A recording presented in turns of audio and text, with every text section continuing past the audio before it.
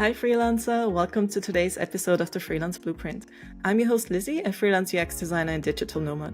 Today we're joined by Eva. She's a brand designer and brand strategist who started her freelance career almost straight out of university. She helps freelancers and business owners with their personal brand and also designed the personal brand of Cat, a previous podcast guest. Let's find out more about Eva's freelance journey. Hi Eva, where are you calling from? Hey, so I'm calling from Porto, Portugal. It's very sunny today, which is totally driving my energy. Nice. Is that where you were born or did you move there? No, I usually say born, raised, and based. But Porto is super nice. I love it. It's so nice. I mean, it's a biased opinion, but yeah. If I wouldn't know anything about you, but I would meet your best friend, how would they describe you to me? Oh, I think they would say I'm pretty introvert at first. So I'm not the type of person that will come up to you. You would probably need to come up to me first.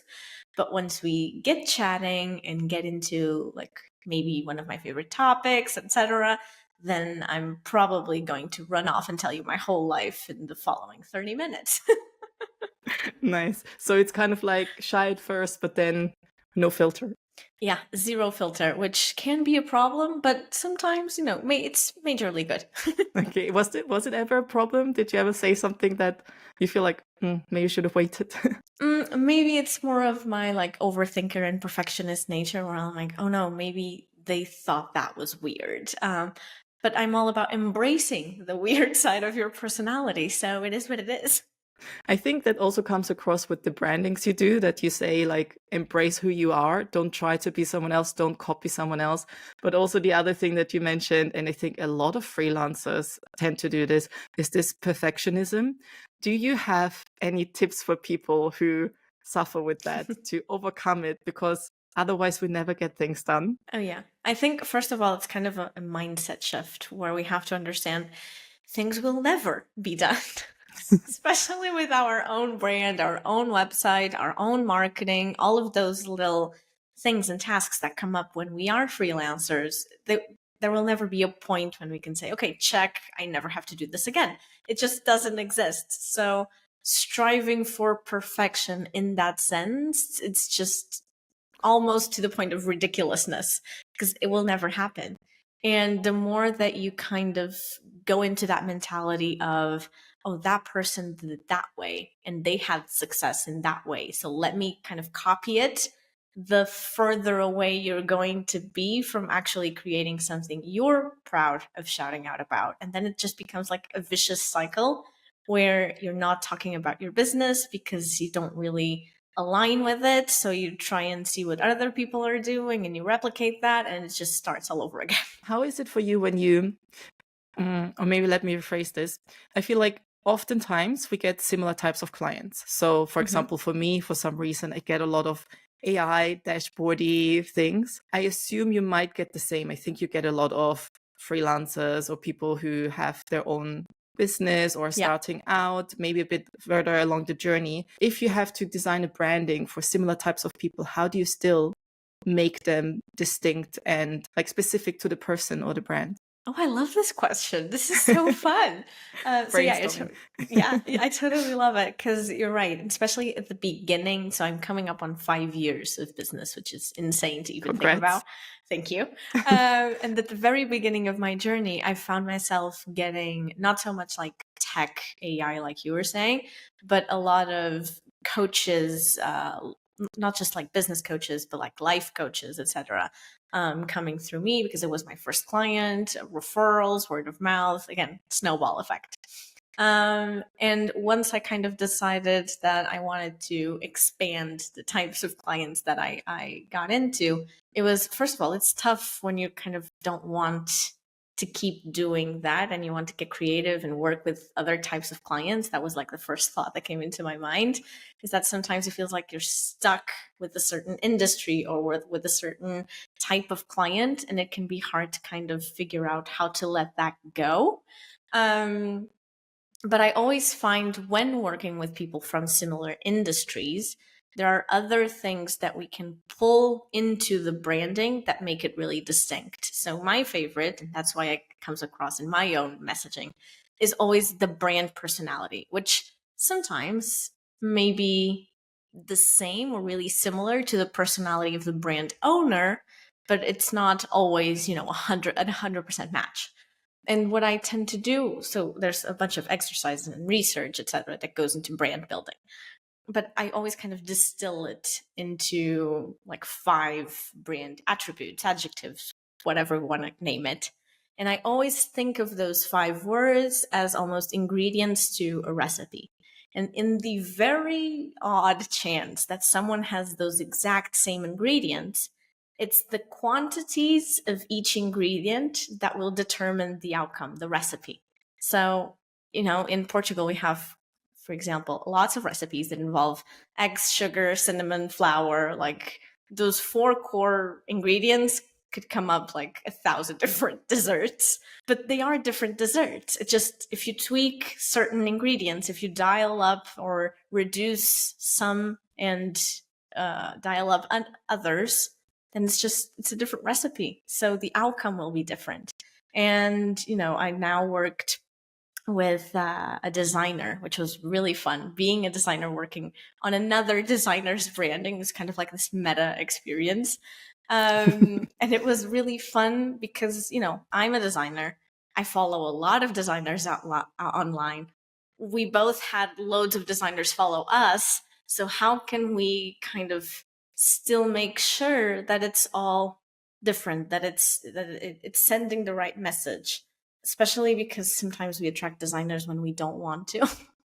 It also happens a lot. So how can we really put and bring the personality of the person to the forefront and really make that the star of the show? Because, there's a lot of things that people can copy. People can copy almost anything, almost like to the point of how we talk.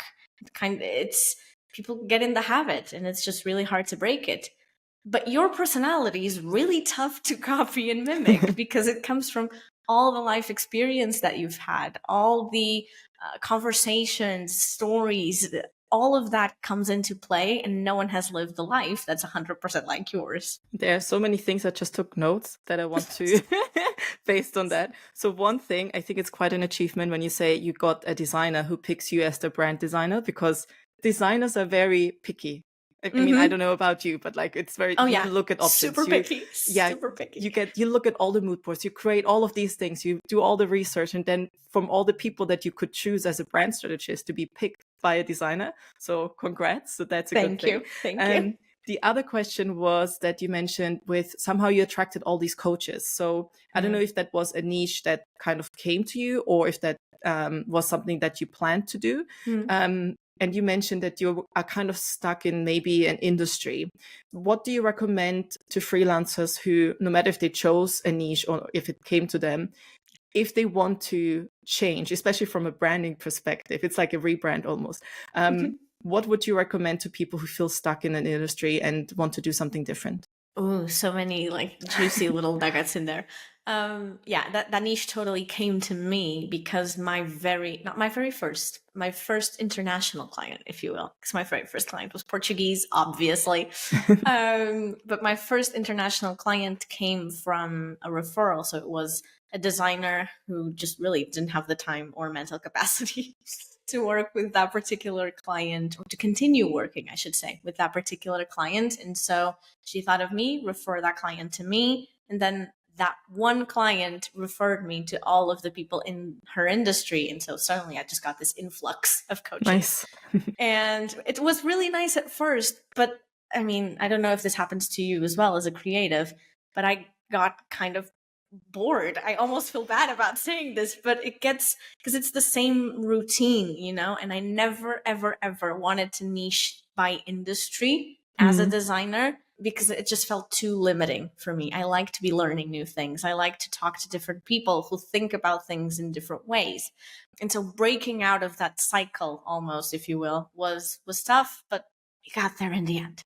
First of all, is really not being shy about calling these people out and like actively saying, I want to work with photographers, copywriters, web developers. It was really cool also to kind of start talking to adjacent service providers. So I'm a brand designer.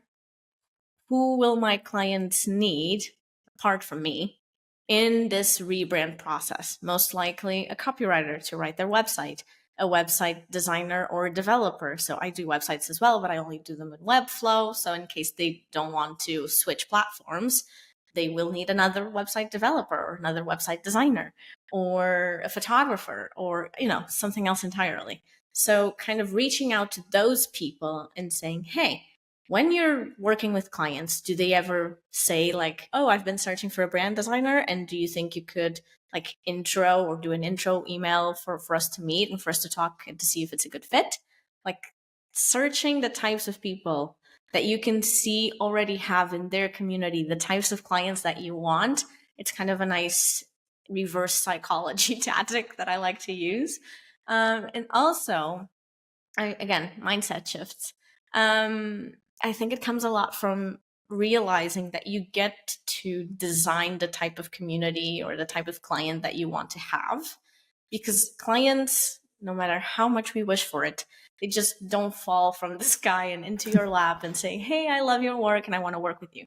They've probably been somewhere, somehow in your realm, in your space, in your community for a while. Some take longer, some don't take that long to decide to work with you. But maybe they're hidden in your subscribers in your newsletter. Maybe they've been a lurker, not even a follower in your social media for years. I've had clients who I, was kind of getting really anxious. Like, you've been commenting and liking every single one of my posts.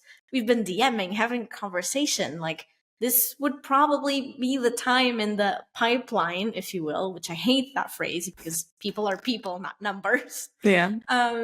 Where you would, start inquiring about offers or submitting your form in my website.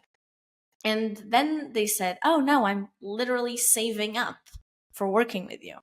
And that was the biggest compliment I could ever have. And so now I know that person, no matter how long it takes, will eventually submit their form, and I'll be happy as a child, happy as a kid on Christmas, because, they're coming either way. So if you start with, okay, I'm not happy with the types of clients that I have right now, kind of inverted. What would make me happy? What types of clients do I want? And kind of start outlining things. I always find it's much easier to reach a conclusion when you ask questions in the negative. For example, with my own clients, if I ask someone, what makes you special? What makes you different? Like, it's so hard to answer that. But if you ask it the other way, like, what about your industry don't you like? Or what do other people in your industry typically do that you just say, I'm not going down that route? And that already gives us some clues and some leads into what things maybe we can bring to the forefront.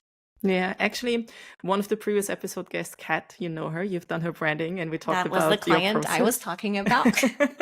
And she was saying how it was like therapy working on the branding, because you have to actually figure out what you want to communicate, and also you learn who you are. Can you tell the listeners a little bit about your branding process and how you get the special sauce in for each of the clients? So I feel like brand strategy has become such a fluff, meaningless word that actually kind of describing what goes into it helps a lot for people to realize what it is in practical terms. So once we book the project, whatever, and we go right into the deep stuff, there's this questionnaire, which isn't massive, but isn't short either, that has some, I like to call them brand thinking prompts, because it's just to get your brain working. Because most often than not, the last time that you actually thought about these things and had a talk with yourself about your own brand and your own business, it's probably been a while. Because we're all focused in our client output and our marketing output and doing things for others and thinking about others and not our own stuff, our own brand, our own goals. So it's just to get you in the right mind space and get you wondering about things. So it's very common for people to, answer question 1, 2, 3, then skip to 10, and then come back to 5, because thoughts just start percolating in your brain, and go take a shower and go take a walk. And you don't need to fill these out, in one go, because it's just not going to work. And from those prompts, I usually then get on a call, 2 hours. It's intense. We have snacks, we have drinks, where I just kind of start highlighting stuff that they wrote and explore it. Like, oh, why did you write this? What made you say this? What experiences have you lived that kind of brought this to light? Why do you feel like this is important? And again, questions about what do you want to avoid in your brand? It's very interesting to then ask, okay, but why do you want to avoid this? Like, has maybe a client called you out on something? Maybe it's a fear of being perceived a certain way that you don't want to be that way. So we just highlight stuff. And then I go into my little corner, kind of compile all this information together. And when you have information about brand owners' goals, perspectives, etc., you have information about their audience, who they're looking to attract. You know the services that they offer. You very quickly, again, from the outside, it's very easy to connect the dots. Like, okay, if you're this person and you're trying to attract this person through this thing, then I feel like we might want to communicate this, this, and this in this way. And certainly it feels like, confettis have been brought into the room because things start to make sense. And usually I can see like two different creative directions or mood boards, if you will, that we could apply to this brand that will pull different elements from the brand. Like it's the same brand, but by highlighting different aspects of it, different perspectives, personality traits, then we can go to two different routes. And that's where I ask the client, not which one are you more comfortable with, but which one excites you most. Because typically there's one that causes like butterflies in your stomach. And it doesn't need to be like, I'm scared of that. It's like almost a better version of you that you are sometimes afraid to embrace. Like, oh, I don't know if I'm capable of filling those shoes. But that's just you in a different light. So yeah, just kind of asking about foundations, audience, positioning. Those are the terms that you'll typically hear, where it's very straightforward stuff like, hey, who's your dream client? Like, describe to me the best client that you've ever had. What are your offers? Why should I book this offer instead of that offer? And just kind of asking people why a lot. And I usually say to clients, hey, I'm going to be a pain in this call because I'm just going to ask why a bajillion times until you give me what I want. Because in the end, you can really see how the dots got connected. And if you want to say this in that way, then here is the type of imagery that we can use. And here are the colors that kind of go with that vibe, not necessarily color psychology, but that match the personality that we're trying to create. Nice. One of the things that you mentioned, and I can't read my own branding and my own writing. Oh yeah, the glitter effect when you said, oh, now there's the confetti and everything. And what is it like for you when you see people's reactions to, like, they see the brand and it's like, okay, this is me, or this is supposed to be me, or like you just said, this is more than me. Like I can't feel those shoes. How do you what is it that like from the other end? Oh my gosh. I've actually had clients cry on not the brand strategy call where we're like going through all of the info, but the following Is it that long call. of a call? Yeah. But on the following call where they've chosen the mood board, and then again, I go off into my corner to design their assets for like a couple of weeks. Always giving, people feedback and telling them how things are going. But then we come on and I either, again, have a meeting for people who really like, to do things in person, or I just record a video for those who don't. Very open to all types of personalities. And I've had people on calls where I finish the presentation and like sometimes I can't see their face because when you're sharing the screen, you can't see people's reactions. So I stop sharing my slides and then I see their face and they're just like crying happy tears. And I almost have no words because, in our brains, we're obviously trying to make the best decisions possible. And I've sketched out maybe a dozen or 100 ideas and little tweaks and little variations. And especially because I work with a one concept method, I only present what I feel is the strongest idea. There's always that little bit of nervousness, like, will this land? Will the client see what I'm trying to get at? And when it does land, and it lands so perfectly, it's just like, I can't contain my smile. It's really, really awesome. Almost as good as seeing your work like in real life. I've had that happen as well. And it's Oh, just, it's it's another just, feeling.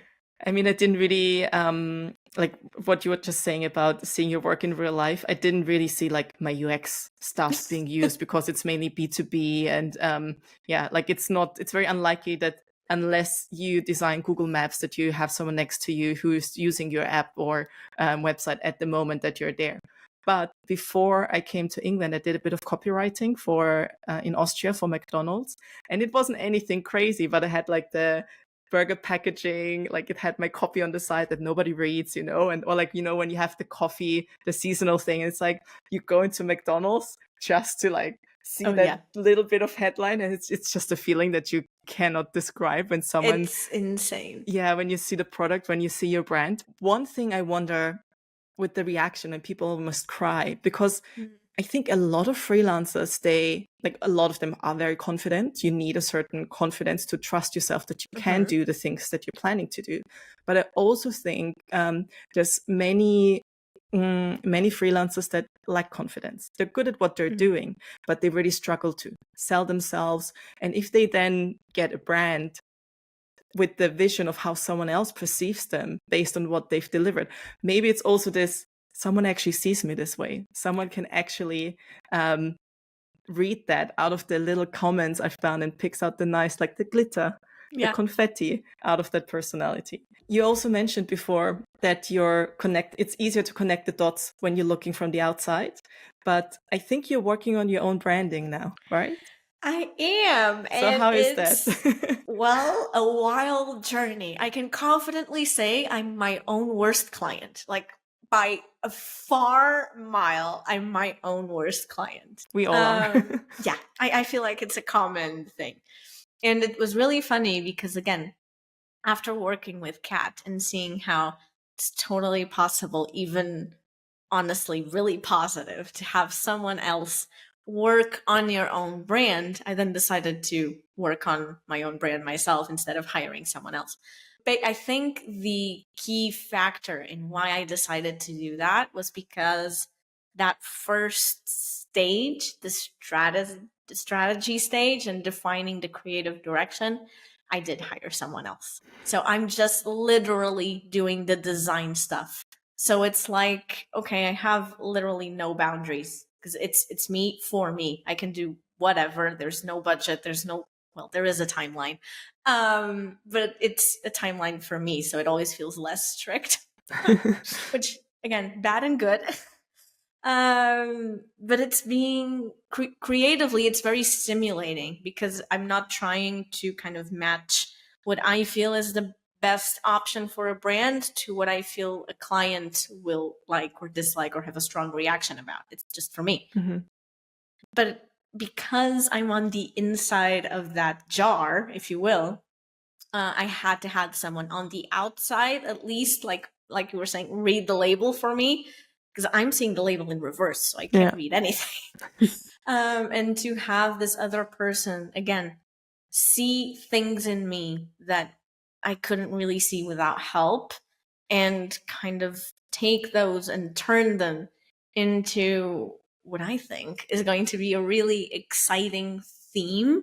I've always wanted kind of like an overarching theme over my brand instead of it just being my personal name. But it was the easy decision 5 years ago. And now when I started, I always thought, okay, if I make it to 5 years, I don't even need to be successful. It's just making it.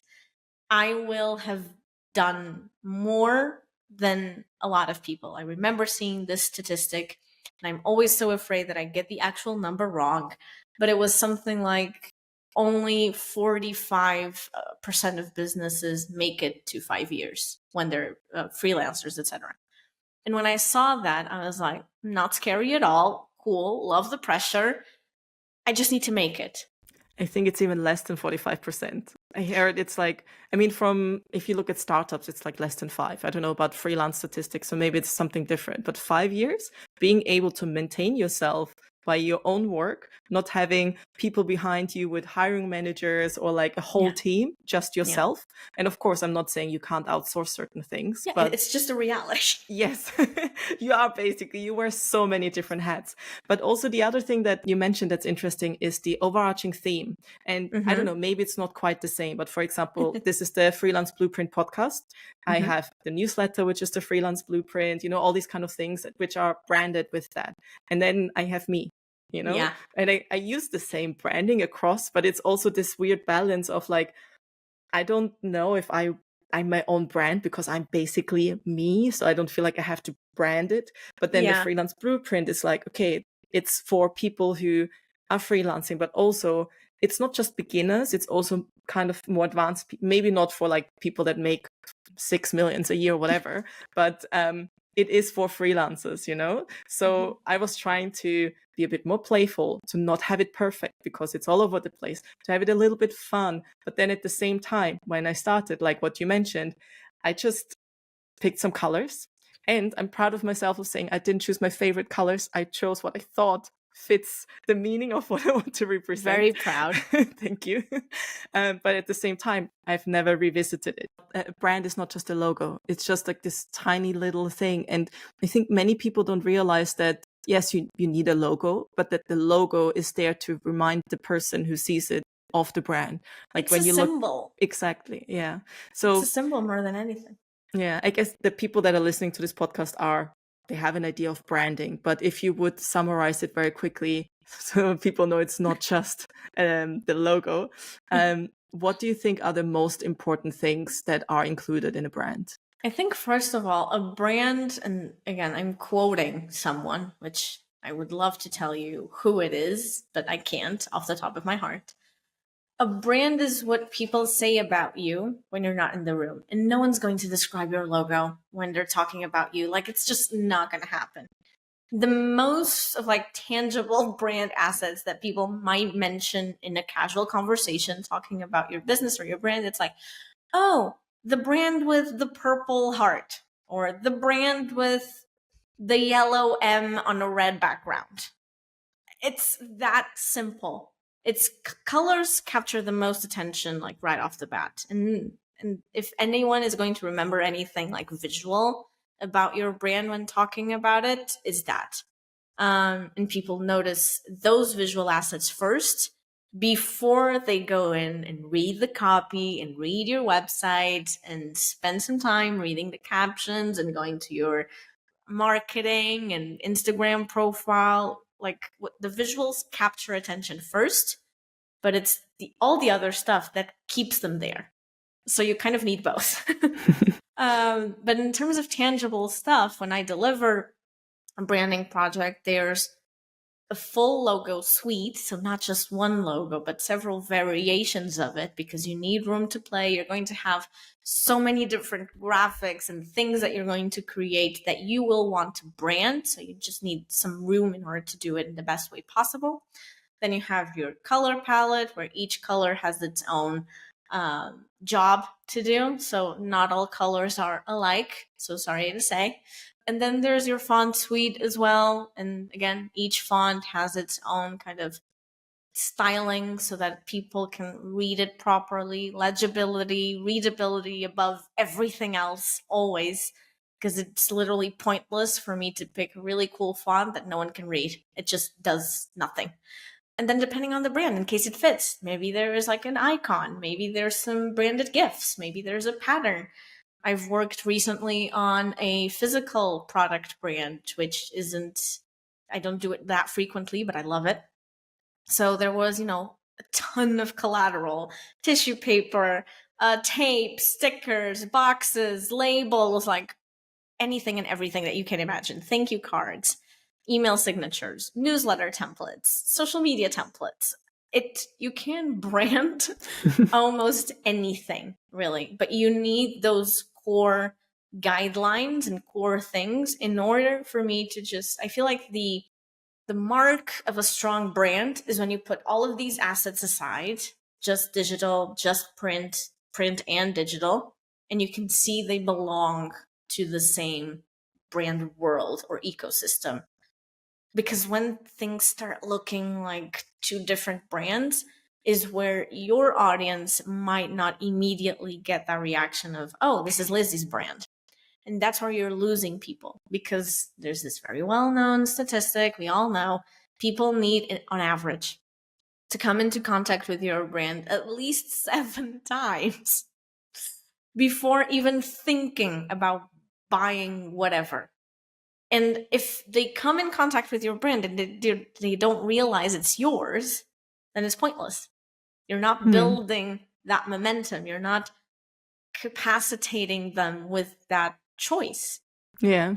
How do you feel about, and you mentioned that before, how people copy also a lot of branding, or maybe they change a little bit, maybe even the copy itself, the tonality and stuff. How would you deal with it if you spend so much time on your branding now, all the brain work, and then even like this overarching theme, even if someone else does something similar, because like the whole copyright, all these kind of things, and especially now with AI, where nobody really knows what the sources are for the output, and people are just like, create a logo for me and use it. How do you deal with that? It's a conversation that needs to happen more, I think. It also, I think, starts way before the design. It starts with understanding that creating a brand, creating a business, before the design, you need to have the legal foundations. And so even for me as a designer, there's 2 things that I will always outsource, and I will always have an accountant and a lawyer. And those can't be replaced. Point blank, they can't. And when it comes to copyright, like you were saying, when you own a personal brand, like, again, speaking from Portuguese law point of view, but when you own a personal brand, I mean, who's going to want to register or trademark your name when it's not their name? Like, it's weird, right? And you're not going to trademark your own name because it's your name, you know?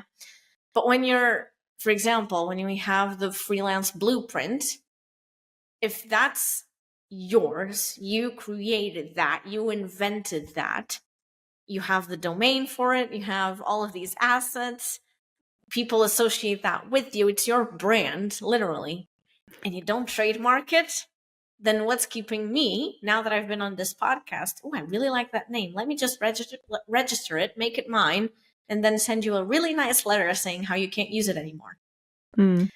I've had people having to rebrand, come to me to rebrand because someone else took their name. And it sucks. Yeah. Because you're just starting the whole project on the completely wrong foot. You're starting a rebrand project. When you're in love with the rebrand, you're being forced to leave. It's like a relationship. It's not going to work. Yeah. So do yourself a favor and not worry just about buying the domain and getting the Instagram handle. Those are very important things. It's cool if they all match. Please register it. I mean, the thing is, the freelance blueprint is such a generic name. But it's yours. I'm not sure, actually. I was like, I just start with something. I need a name for this thing. And I don't even remember if it was me, if my coach said so. I don't even remember where the name came from, but it's like, it's a generic. Everything is something blueprint nowadays. So I was like, okay, fine. I'll change it once it's big enough, you know, but I mean, I don't think it's like massive. I mean, it's not tiny anymore, but it's also not like, it's not like McDonald's or something. But at the same time, you're right. Anyone could at any time just go and snatch it.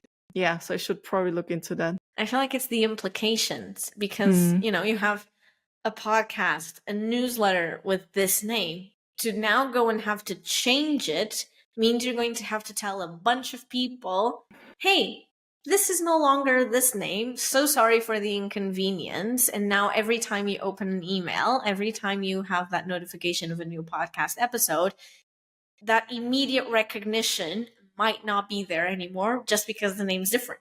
And that's a naming problem. It's not even a branding problem, because that happens in branding as well, even when the name remains the same.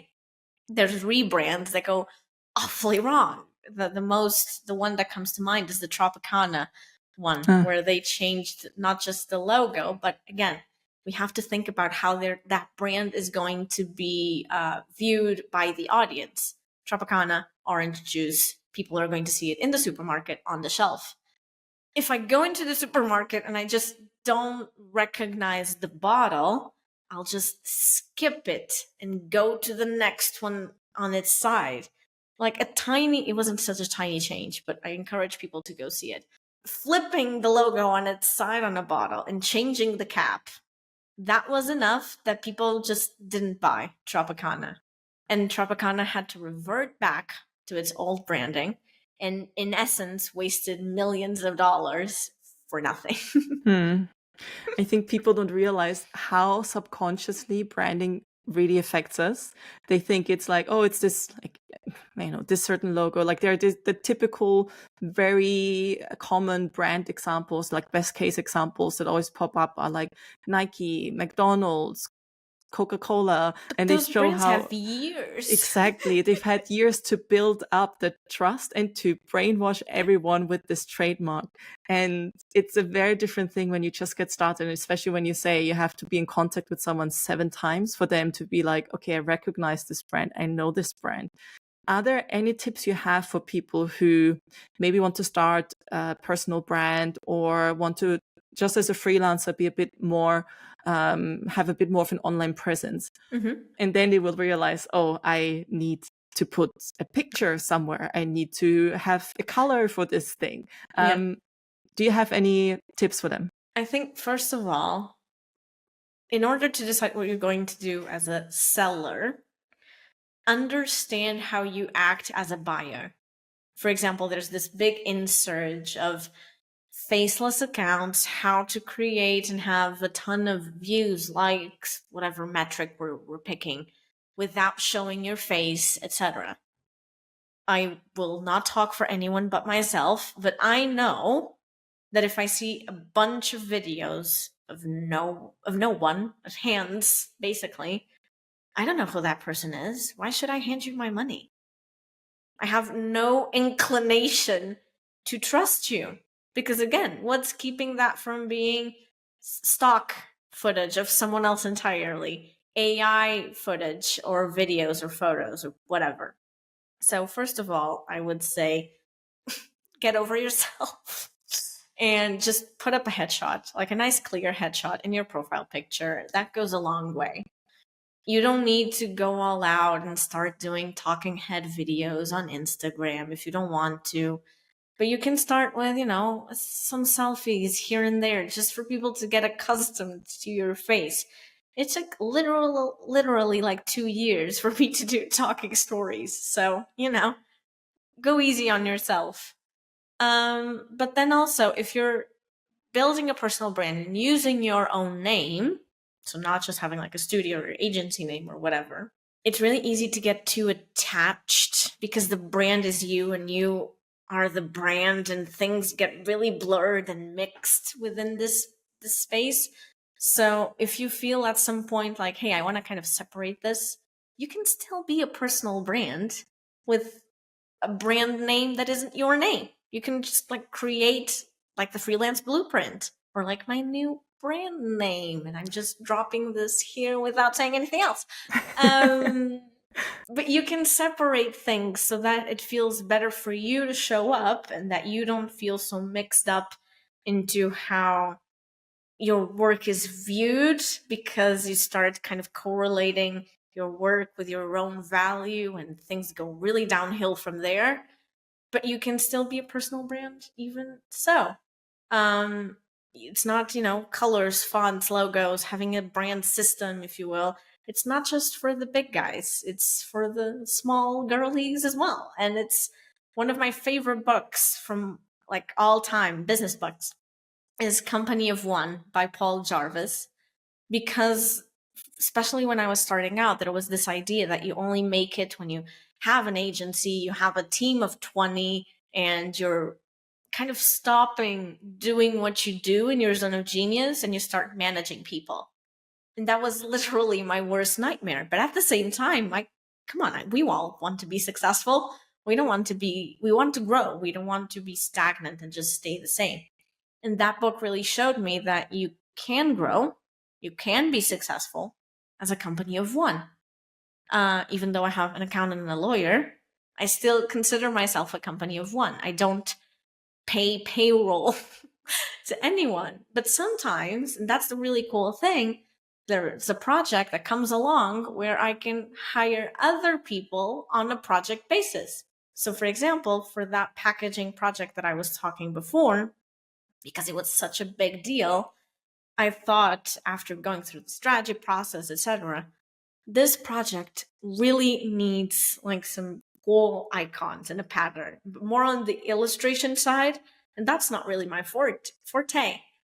So I talked with a client and say, hey, I think this project would really could really drive up its potential if we hired an expert, an illustrator, to create these things for us that will just amp up the personality even more, amp up the memorability. It's kind of, those fun little tweaks that clients will see and they get really excited. What do you think about that? The client had the budget. I picked the illustrator. We kind of merged and worked together on the brand, and it worked wonderfully. So I like having this flexibility of bringing on people once a project requires it without being responsible for their livelihoods. And we each, that illustrator had other clients and other projects, just like I had other clients and other projects as well. We weren't dependent on each other. And I feel like at some level that drives the creativity even more instead of us feeling like really dragged by the whole thing. Absolutely. I think the nice thing when you go on a freelance project, and also it's a sad thing, is that this project will eventually end, or the phase that you're working on it might end. And I always had this idea to one day have an agency, but it wouldn't be an agency with employees, because I don't want to have a discussion with people about, oh, I don't want to give you a pay raise, you're not worth that money. Or maybe you're worth that money, but I can't afford it. So I'm going to tell you, you still have to learn X, Y, Z to climb the ladder or something. And I'm against this whole corporate ladder thing. It's also what you said, managing people for you is a nightmare. So some people, when do you stop growing? We all want to grow, but when are you going to be content with where you are? And anyway, so that agency concept, so if anyone wants to do that, I'm happy for someone Go else. you. It's just not for me. Yeah, but I mean, it's not even. I would love to just have different freelancers, and it's all like just for this project. And also, if you think of if a big company hires, I don't know, someone to do a rebrand, website, print, all of these kind of things, they will hire a recruiter to put a team together, and that recruiter will take a batch. So instead of, I'm not saying the recruiter shouldn't be part of it. They could be part of that agency model, but either way, there would be a team.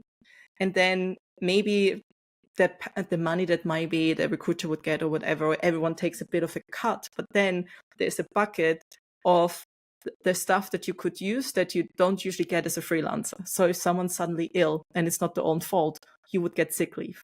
Or if you have children and you don't get childcare or something, or someone's sick, someone can't look after your children, will provide childcare out of that bucket, or whatever it is, that it would kind of combine the freelance and corporate world. But I think it's also quite tricky to maintain this, because you'll have to find projects, and it would also be like it will end. But if you have a good network of all the right people, and if you have a good client, that would be amazing. But also it will be difficult to maintain a client relationship if you're not an agency and always have the same team. But you were talking about it took you 2 years to talk in front of the camera. And now I remember, because I was thinking how I came across you. And I don't remember, I think it was Joanna Galvao or something. Maybe she tagged you or posted something about you, and they came across your profile, and then you did like a online presence challenge or something along those lines, where every day you got a different prompt. And I was super excited. I signed up, and then there was this, I think you had to do a talking story. It was something. Highly encouraged. Yeah, something like that. And then I was like, oh my God. And I was just so nervous. It's like, I don't know what it is. Even if you pre-record it, you can rewatch it before you post it. There's just something, especially at the beginning, to show your face to the camera. And my biggest fear was, what if one of my UX clients finds my Instagram where I'm targeting freelancers, you know? Mm. What if they're like, oh, but she's doing this, she's not really doing UX, she's actually doing something else. Like, this was my biggest fear, or that I come across as super cringy, you know, filming myself on the laptop. And that actually happened. One of my clients saw my content and I thought, oh my, she's also, no, she's not Portuguese, she's Brazilian. But anyway, and she was totally fine with it. You know what actually happened? She asked me if I can help her with her online presence as well. So it's so weird. All the fears I we keep have. telling people. Yeah, all the fears we have about showing our face. So can you tell people who are in that situation where you were where it took you 2 years to overcome it? Yeah. Can you give any tips to people who are in that situation right now? Yeah. Because you were saying at the beginning how creatives, there's kind of like two groups, some who seem like they have a lot of confidence and some who seem like they don't have any confidence at all. So why do the people who don't have any confidence even start businesses? It feels kind of contradictory. I think it's because especially for creative business owners and freelancers, it's about having this space where it's allowed for you to create with no boundaries. And you have a place where you can it acts almost as like a filing cabinet, and you can go in and see your progress, almost like in a sketchbook, but digitally. And they start that way, and suddenly it's like, oh, I could make money out of this. Now it feels like I have to show up on video and it's really uncomfortable, and suddenly I feel very stiff and my voice sounds wrong and my face is wrong and I need to wear something else and go and fix my hair and all of that crap. It took me 2 years, but it also took me like 4 years to even realize that I had a business. Because if you would have asked me in college, like, will you ever be a freelancer? I would have told you point blank, you were nuts, that I did not have the mental capacity for it. I'm much more happy to do what anyone else says and be a good girl and shut up about it and just do what I'm told and get a paycheck at the end of the month. However, I had a really nice, not so nice experience where that happened and I was being told what to do, and I could tell to that person, like, that's really not the best avenue. And they were like, we don't care.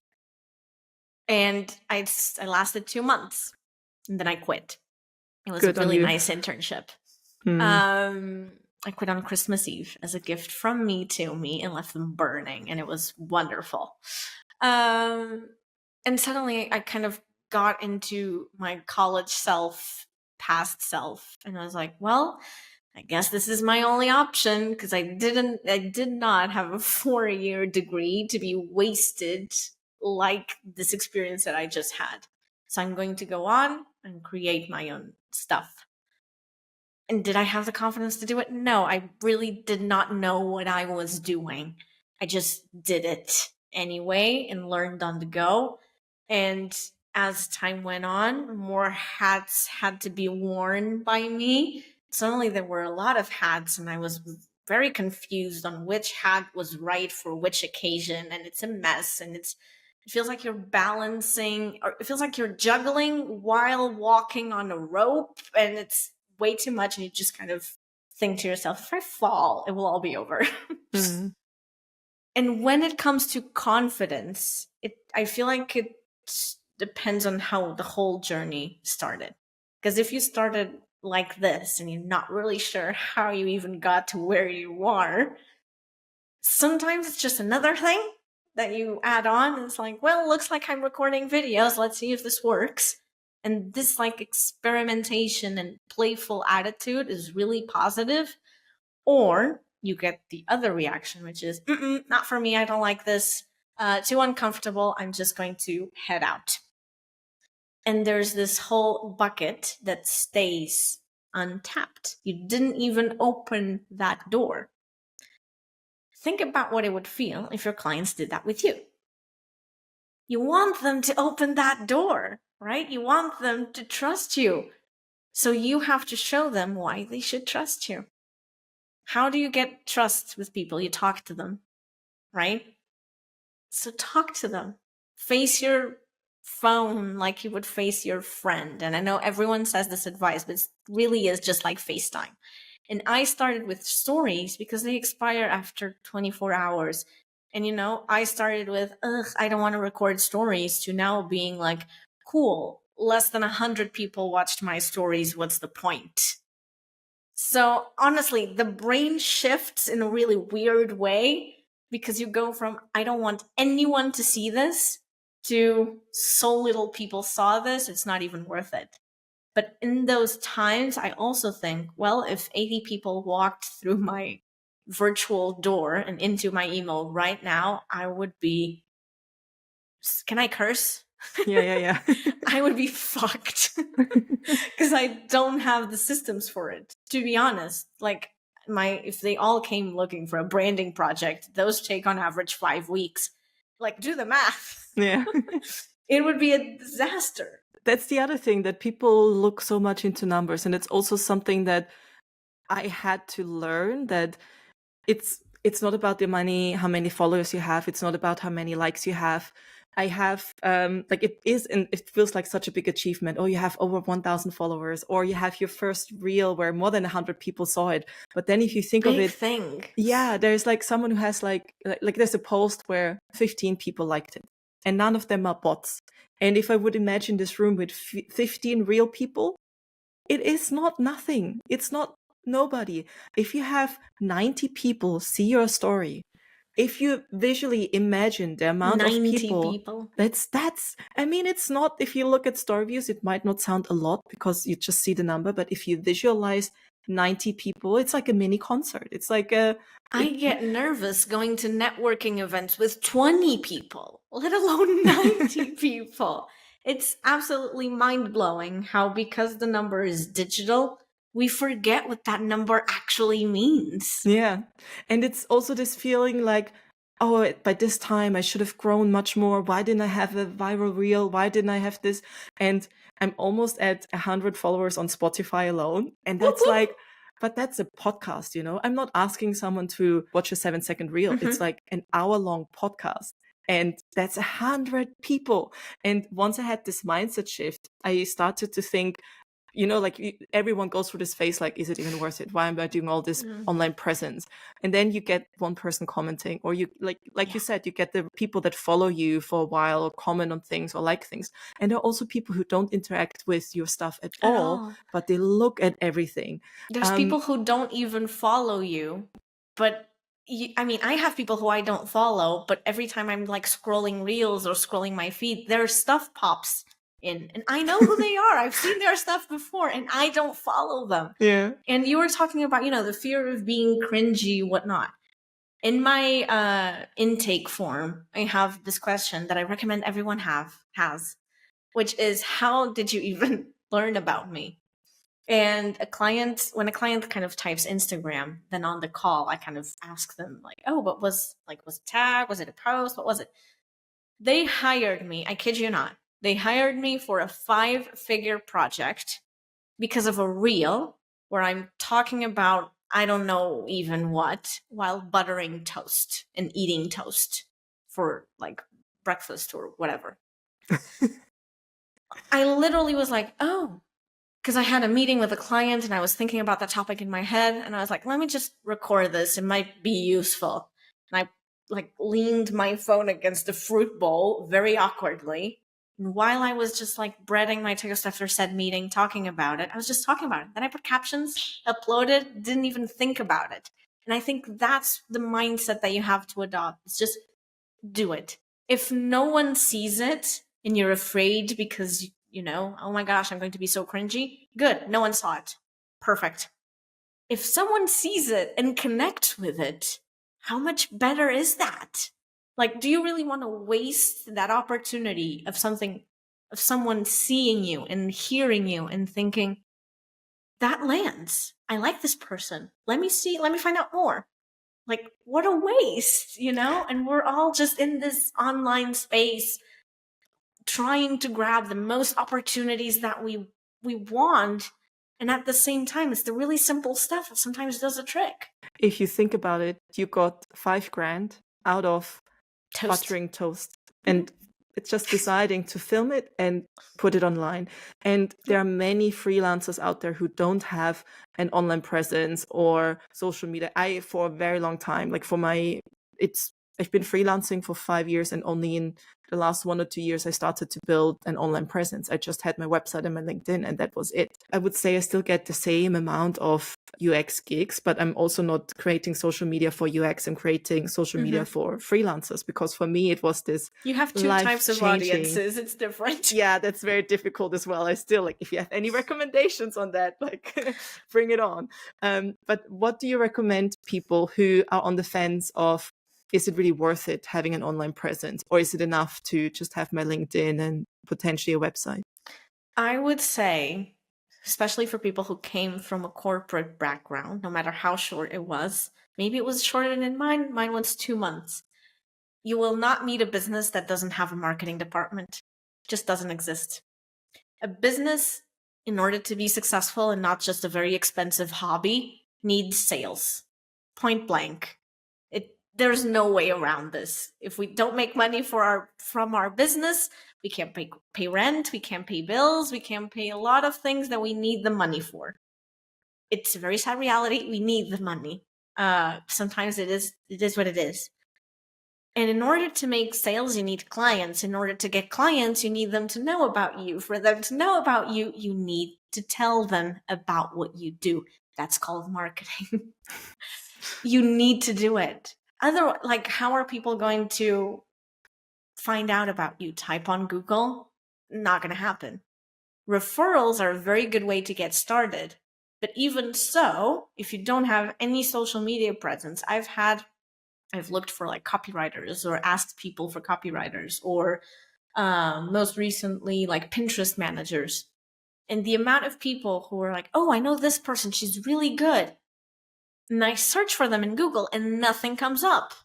Well, then I just forgot their name and I move on to the next. You need something that people can, a platform, a window shop, or a shop window of sorts, that people can look at and see if they like what's in there. It's like when you go, window shopping. There's a bunch of shops. Some you just kind of look at the window and go like, not for me. Doesn't mean it's bad. It's just not for you. And some you're in love. You go in, you buy the first thing you see, and then you come back for more. But you need to have that shop set up. Otherwise, guess the amount of clients that you just lost. Yeah. And I guess often it's people just don't know what to put into the shop window. Mm-hmm. Or especially like what you just mentioned, I have two audiences. Yeah. What a potential freelance UX client wants to see compared to other freelancers want to see. There might be some overlap, but it's not quite the same. So if people don't understand, are you talking to me or are you talking to someone else? That's also a big difficulty. So do you have any recommendations for people who are still working on the messaging, or maybe also have different audiences for whatever reason, how they can prepare their shop front? Yeah.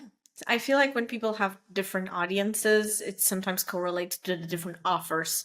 So you have like two offers in mind, and one person who buys offer one won't buy offer two, and vice versa. And that's where kind of the stickiness comes from. Because, there's all this talk that the offers need to lead into each other and be a funnel and whatnot, and client retention, blah, blah, blah. The thing is, any one of those offers, most likely someone else has. Maybe they don't have the two of them, but there's someone else in your industry that does offer one, and someone other entirely that has offer two. And what you need to realize, and it's a very odd thing to think about, people, when they buy your offers, they're not necessarily buying the offer itself, they're buying into you, because of how you work and what you believe in and how you talk about that subject. So my first tip is find, again, the overarching theme. What are the core beliefs, the processes, even the perspectives that are underlying in both things, and make that your shop window? It's not necessarily what you sell. Simon Sinek is why you sell it. Yeah. There is a reason why you have those two offers. Otherwise, you wouldn't have them. There's a reason why you want to appeal to those two different people. And it's the common theme between both of them. So instead of sticking to what's different about them, figure out what's similar and talk about the similarities. Because if I get hooked on you and your personality and your perspectives, then no matter what you sell, I'm going to buy it if it's right for me. If you say, I have this offer and it's for freelancers, and it's backed up by every single other piece of messaging and content that I've done, if I'm a freelancer and I can see how that offer will benefit me because you did a great job at explaining what that delivers, who that is for, who that is not for, all that jazz, and I got the ability and discernment as a consumer to decide for myself, I'll buy it. You could have the exact same content and say, I have this other offer, but that's for this other type of person. But again, still backed up by the same messaging, the same beliefs. There is a common theme most often. If there isn't, there's a lot of entrepreneurs with two different businesses. You wouldn't be the first one. I know. And also, if you think about it, what you mentioned before with the personal brands, if you look at big personal brands, I don't know, Gary Vee. Yeah. Are there any colors that come to mind, or any, like, everyone knows him, but it's like, does he have a certain, he has like this jingle or something, I think, I'm not even sure anymore. I mean, I'm not even a big consumer of Gary Vee, and even so, I'm seeing his face on my brain. So Yeah. that just proves the point of a personal brand. I have no idea what his website looks like, or his YouTube, or his Instagram, but I have kind of an idea of his core like topics and themes, what his face is, and that's all I need to know. If I Yeah. ever want more, I know how to search for him. Can Yeah. your clients say the same? Definitely more than just a logo. So there are 3 questions I always ask every guest of the podcast. And one of them is, would you ever go back to a permanent job? Never in my life. The reason I left is the reason I'm not going back. And if you could go back in time, let's say that Christmas where you quit your job, what would you tell that little girl? Well, I don't know how little you were, but what would you tell her? Well, it was 5 years ago, so I was 21, I think. I had to look at the months. Trying not to get emotional because that was awful, an awful time in my life. But I would tell her that if it's uncomfortable, go do it. Because if you stay in like the comfort zone, you're not going to grow. You're just going to stay the same. If you want different results, you need to do different things. And it's hard. It stings. It's tough. It's, you feel like throwing up half the time. Doesn't matter. Just go for it. In 5 years' time, it won't really matter. You won't remember half of it. And you will fall sometimes. You will get up at least one more. So it's all worth it. Nice. And if you think of your future self 5 years from now, so you would be then 31? 30 something. I don't want to think about it. Don't say like it's a bad thing, I'm 34 and I'm actually thinking like it's like in my brain, it's so much further away than 5 years. Honestly, I remember when I was in my 20s and someone told me, once you hit 30, life gets so much better because you give less of a shit. You have a better idea of who you are, what you want, what you don't want, and you are stronger with setting your boundaries. And I 100% agree. Like, my life now is so much better than... So I would look forward to it. And I also heard it gets better over time. So I can't wait to be 40. I hope that, you never know, you can get hit by a bus. So I don't want to take it for granted. But like, I cannot wait actually to get older because I think it's just going to get better. That's such a nice thought. Yeah, don't be scared of 30. Let me tell you, it's really, really nice. Cool. Last question then. 5 years from now, you're 31. Just imagine, just pull yourself in the situation. What type of clients are you going to be working with? What type of clothes are you going to wear? Where are you going to live? What you're going to do? If your future self would come to you today, what do you think she would tell you?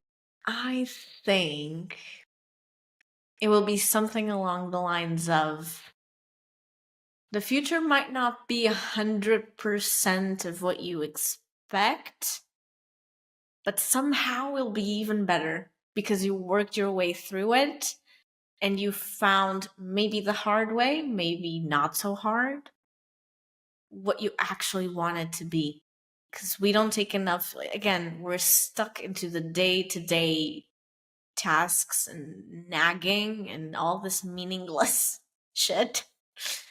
And when we actually reach a point of like, none of this matters, I'm just going to do whatever the hell I want, sometimes that looks really different from what we thought we wanted. Maybe it's what you need versus what you want.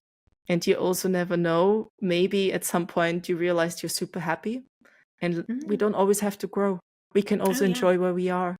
So, yeah. Growth is acknowledging that you're okay. More is not always more, and I'm a maximalist, so. Well, thank you so much for coming on the podcast. If any of the listeners want to learn more about you, where can they find you? I am at Eva Couto Design, everywhere, anywhere. I'm going to spell it out because, Portuguese names. So EVACOUTO Design, and anywhere. Nice. Well, thank you so much. And speak to you soon. I don't know about you, but this felt like a 20-minute conversation to me when I was chatting with Eva. And I really, really hope you got a lot out of this conversation. I definitely got something out of it, and I'm going to trademark the freelance blueprint before anyone else does. I'm adding all the links about Eva in the description of this podcast. If you like this episode, please leave a review and hit the follow button. As mentioned in the conversation, it's only 2 people away from reaching 100 followers on Spotify alone. So if you decide to follow this podcast after this episode, send me a screenshot. I'd love to see it. This helps the Freelance Blueprint get suggested to more freelancers who can learn from more insights. That's all from me, and I can't wait to have you join again next week. Bye!